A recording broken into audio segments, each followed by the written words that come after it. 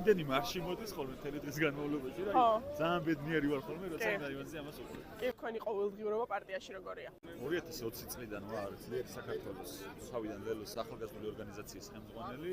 ძირითადად ჩემი ახლა ყოველდღიური არის პროტესტი. ძალიან ბევრი საზოგადოებრივი ჯგუფი ჩამოყალიბდა, რომლებსაც ახლა თვით ორგანიზებით აკეთებენ რაღაცეებს და ზოგს რაღაც დახმარება ჭირდება რაღაცა და მსგავს რაღაცეებში შეძლებს დაგორეთ მე და ჩემი გუნდი ამ ადამიანებს ვეხმარებით.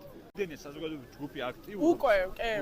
აი მელიქიშვილზე გვაქვს ოფისი და აივანზე აი იმდენი მარში მოდის ხოლმე მთელი დღის განმავლობაში რა ძალიან ბედნიერი ვარ ხოლმე როცა აივანზე ამას ვუყურებ. აი სახალხო პროექტი ან მიზანი რა არის თქვენი ამ პარტიაში? თუ გიფიქრიათ და თუ აი რას აირჩევდით?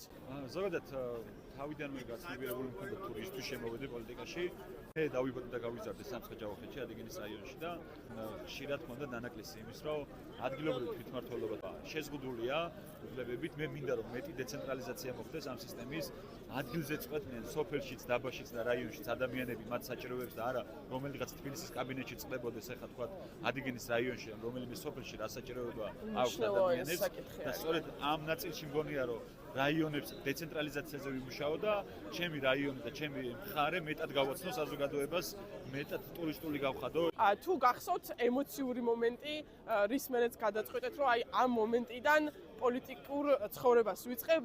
პირველი აფსის წერტილი იყო, როდესაც მედიაში ვიყურებდი 2020-ის არჩევნები, როდესაც გაყალბდა.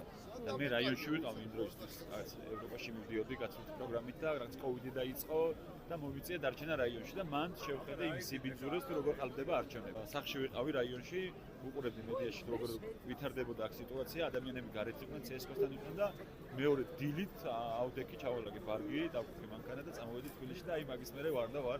რა მაგარია.